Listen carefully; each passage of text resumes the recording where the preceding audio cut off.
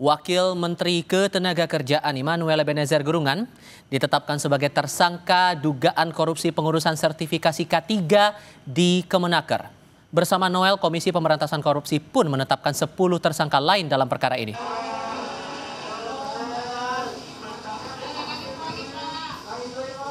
Ketua KPK Setio Budianto mengungkap modus para tersangka diduga menerapkan tarif sertifikasi K3 untuk buruh dari Rp275.000 menjadi Rp6 juta.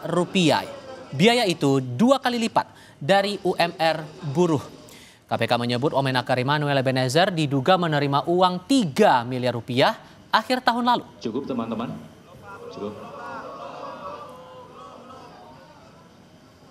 Para pekerja atau buruh harus mengeluarkan biaya hingga Rp6 juta karena adanya tindak pemerasan dengan modus memperlambat, mempersulit, atau bahkan tidak memproses permohonan pembuatan sertifikasi K3 yang tidak membayar lebih tersebut.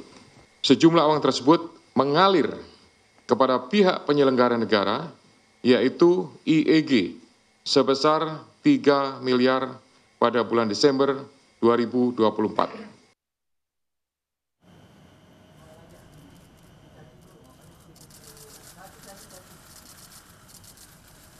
Nangis loh, dia nangis. Tampak pada visual saudara mengenakan rompi oranye, Wakil Menteri Ketenagakerjaan Immanuel Ebenezer keluar dari ruang pemeriksaan KPK sambil menyeka air mata di hadapan wartawan.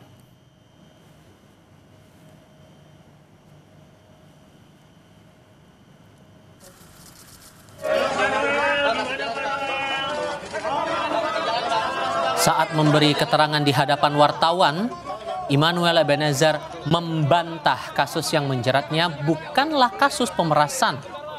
Ia pun membantah terjaring operasi tangkap tangan.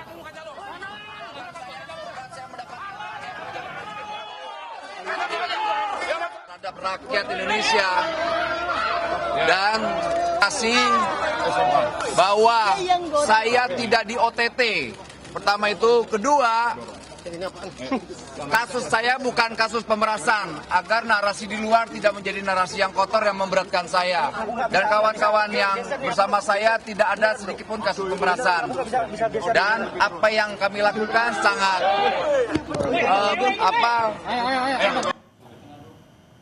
Dalam laporan harta kekayaan pejabat negara atau LHKPN, Immanuel Ebenezer tercatat memiliki harta Rp17,62 miliar.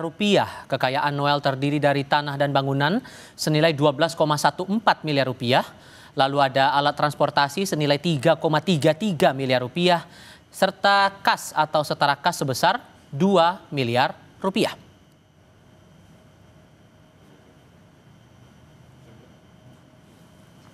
Sebelum menjabat sebagai Wakil Menteri Ketenagakerjaan, Immanuel Ebenezer adalah seorang komisaris dari anak perusahaan BUMN PT Pupuk Indonesia Persero.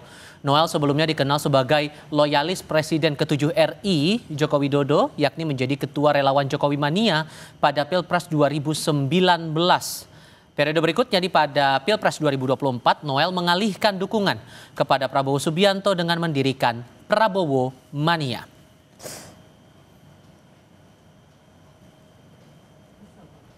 Presiden ke-7 RI Joko Widodo menanggapi operasi tangkap tangan KPK yang menjaring Wamenaker Immanuel Ebenezer. Ia mengaku mengapresiasi kerja baik KPK dan meminta Immanuel mengikuti proses hukum. Jokowi juga mengajak semua pihak menghormati proses hukum yang berjalan. Saya lakukan hal yang terbaik, kembalikan saya akan perintah. Saya sangat mengapresiasi kerja baik dari KPK. Dan kita semua harus menghormati proses hukum yang ada. Pak, ini kan nama Bapak dibawa apa namanya disebutkan karena Pak Noel sendiri kan dulu relawan Bapak. Benar. Terus gimana Pak? Tanggapannya Pak? Ya ikuti proses hukum yang ada. Ya. Hal senada juga disampaikan Wakil Presiden Gibran Rakabuming. Ia menghargai dan mematuhi proses hukum yang berjalan serta mendukung pemberantasan korupsi oleh KPK.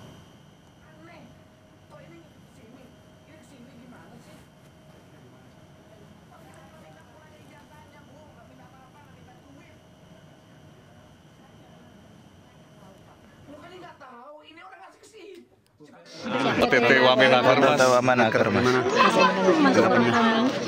Kita hormati proses yang sudah berjalan.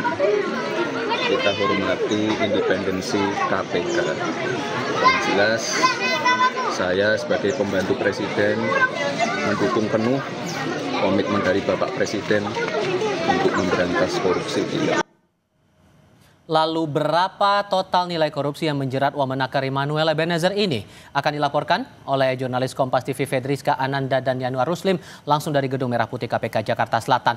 Tadi dalam keterangan pers saat akan masuk ke mobil tahanan, Rizka, Noel sempat bilang dirinya tidak terjaring dalam operasi tangkap tangan, kemudian menolak bahwa dia terlibat dalam kasus pemerasan. So dengan penjelasan KPK bahwa dia menerima uang 3M, 3M itu uang apa?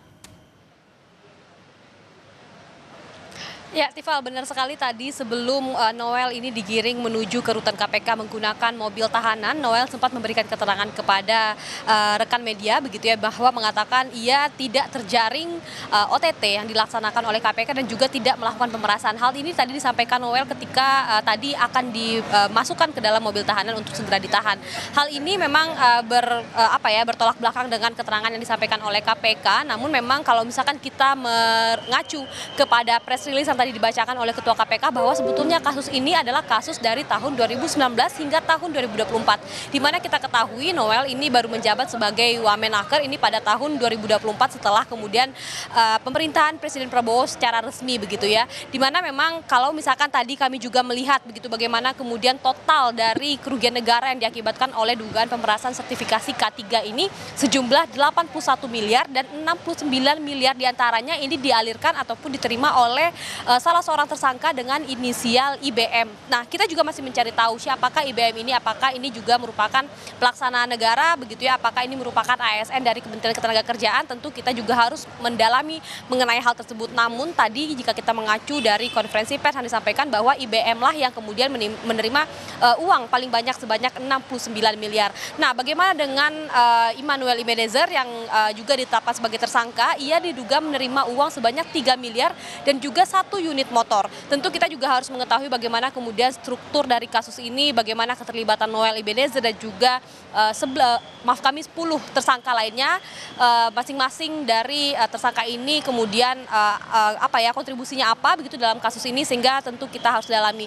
Tadi memang KPK sudah menetapkan 11 orang tersangka dari kasus dugaan pemerasan sertifikasi K3 pekerja ini, di mana kemarin KPK sudah memeriksa sebanyak 14 orang yang sudah diperiksa selama lebih dari 24 jam sebelum akhirnya KPK menetapkan hanya 11 diantaranya yang kemudian ditetapkan sebagai tersangka. Tifal. Kasusnya dari 2019 dan yang sekarang salah satu yang terlibat atau yang dijatuhi status tersangka adalah Wamenaker Immanuel Ebenezer. Dugaannya terima uang 3M baru berjalan 2 bulan saat menjabat sebagai Wamenaker. Apakah ada peluang sebetulnya pihak-pihak lain yang menjabat di rentang Kemenaker 2019-2024 ini untuk berstatus sebagai tersangka juga? Adakah penjelasan dari KPK? Ya, Tifal, tadi kalau misalkan kita mengacu pada konferensi pers, memang yang diungkapkan adalah ini adalah inisial IBM. Siapa sebetulnya IBM ini? Tadi kalau misalkan kami menerima